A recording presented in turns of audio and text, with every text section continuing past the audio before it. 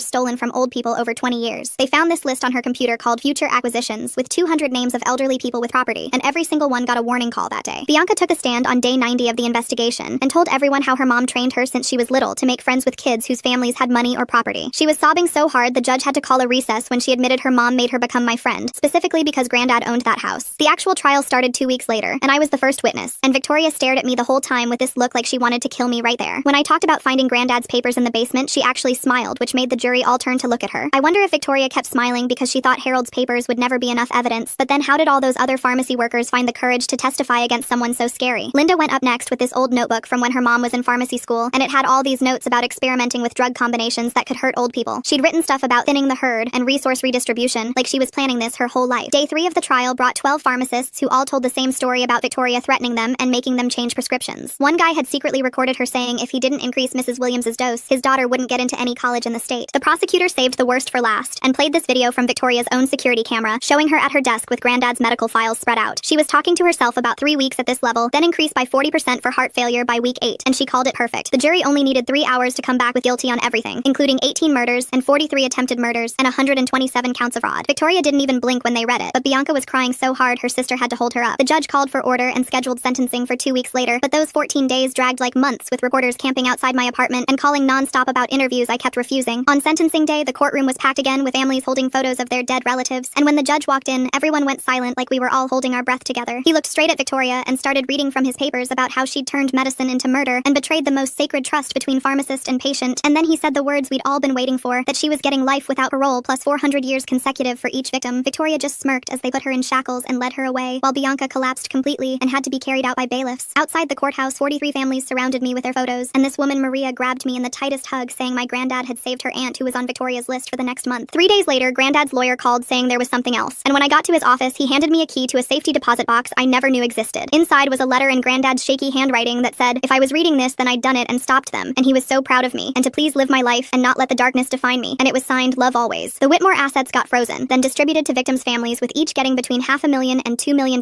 depending on their losses. And when they asked what I wanted to do with Granddad's portion, I told them to use it for a free pharmacy for old people, which we named Harold's Haven. Linda asked to meet for coffee a week later, and she looked so different without all the designer clothes, just wearing jeans and a sweater, and she told me she was in therapy and planning to become a social worker to help protect the people her mother hurt. She pulled out this old photo from her bag that showed Grandad teaching her class in elementary school, and she said he was the only adult who was ever kind to her when she was little, and she'd kept it hidden all these years. I went back to the hospice to thank the nurses, and the director showed me they'd created new rules called the Harold Protocol to protect patients from drug companies trying to exploit them, and they'd put a plaque on his old room that said, Harold's room, where love conquered greed. My phone buzzed with a message from Bianca saying she was moving to Oregon to start over, and would spend her life trying to make up for what her family did, and that my granddad was a hero, and so was I, and she was sorry she'd been too broken to see it, and she'd donated her whole trust fund to help old people. Mia helped me move into a small apartment near the law school I'd enrolled in, because watching those lawyers fight for justice had shown me what I wanted to do with my life, and we put Granddad's photo on the mantle where I could see it every day. Some nights I'd hear his voice in my head, but now it wasn't scary, just comforting, like he was still cheering me on, saying that's my girl, keep fighting the good fight. 4 months after the trial, I went to Granddad's house, which was mine now, and started planting tomatoes in his garden with all the old neighbors helping and telling stories about how he'd fixed their roofs, or driven them to doctor appointments, or brought them groceries when they were sick. Mrs. Patterson mentioned she'd seen him going through pharmacy records 2 years ago, asking questions about certain medications, but he'd stopped when he got sick, and she realized he'd been trying to protect them even then. 6 months after everything ended, I stood at a podium in front of 300 people at a conference about elder abuse, telling them about a retired teacher who wouldn't stop fighting to protect his community, even when he was dying. After my speech, dozens of people came up with their own stories about suspicious deaths and strange medication changes, and I handed them my new business card from the Elder Justice Task Force, where I worked as an investigator now. The case had changed federal law, with pharmacies facing strict oversight and random audits and special protections for elderly patients, and the FBI estimated Granddad's investigation had saved over 200 lives from Victoria's expansion plans. I wear his watch every day and carry his notebook in my bag, and when I look at the tomatoes growing in his garden or see another elderly person get justice, I know he's still with me in the work we do together. Alright, that was a cool little journey. I had a blast just wondering about stuff and exploring it with you. Really fascinating conversation today. Can't wait to do it again. Like the video, it helps more than you think. Alright, that was a cool little journey. I had a blast just wondering about stuff and exploring it with you. Really fascinating conversation today. Can't wait to do it again. Like the video, it helps more than you think.